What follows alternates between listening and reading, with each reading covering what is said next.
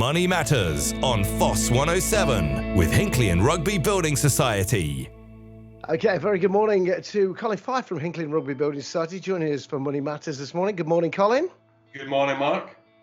So, lots and lots of interesting questions. One of the questions that we've got this morning at the top of the list is quite interesting because we've kind of touched on this before.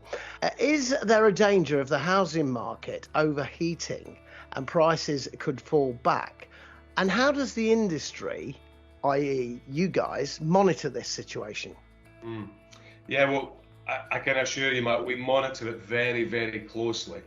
And get a number of different reports every month that give us an indication, because obviously our lending is related to the house price, and if the house price starts to fall, you know, that is a heightened risk for the building society. I think there is always a risk when a housing market is on the up, that at some point there'll be what quite often is called a correction so that the price doesn't either rise as quickly, or it plateaus, or it starts to drop.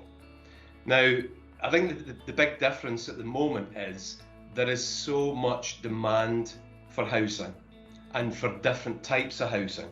So people who've been locked up in a city during lockdown, you know, they are keener to get gardens, get countryside.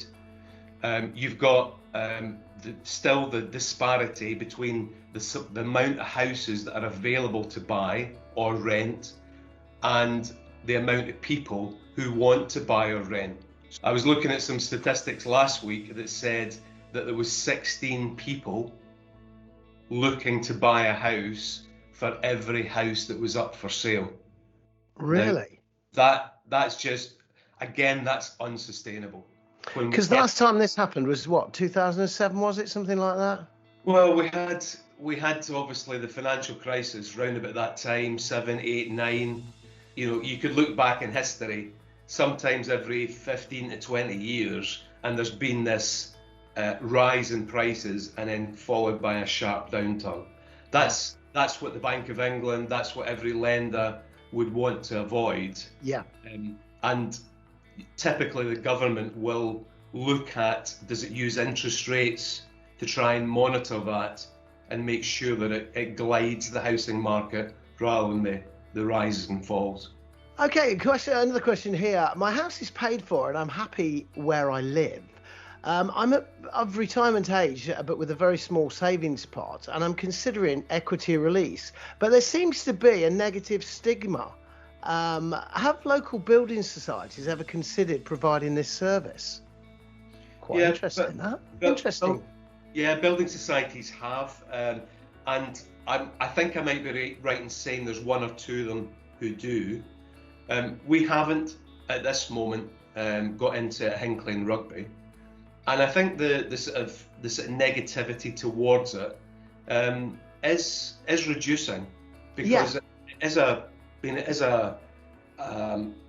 option for people who want to raise money against their house and enjoy it by spending it and all, you know, on whatever they wish in the remaining years of their life.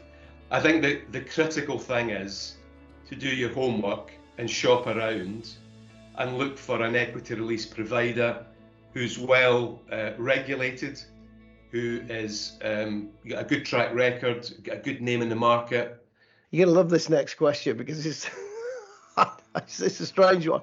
Why does the government pay such low pensions? Signed off a proud low-paid worker. Yeah, I must admit that I've looked at my mother's pension, and that's hard. That's hard. That would be hard for her to live on if that was only income. And I guess my own sort of personal view is that the government these days expects that throughout your life you've been doing some other type of financial planning. And so I always advise, you know, my kids and any young people that it's never too early to start thinking about that, because it's likely that the money you would get from a government pension scheme won't deliver the retirement that you really want and you dream of. you've got to probably do something more than that. Do you think it should? I mean, in an ideal world, we would look after our own people. You know, we would all look after our own people, and we'd make sure that everybody was comfortable in their life, during their life and retirement. Yeah, there's another show should be dedicated to that. Absolutely, yeah. Okay, thank you very much, Colin. We've run right out of time. Thank you so much. We'll see you next week, mate. Thanks, Mark.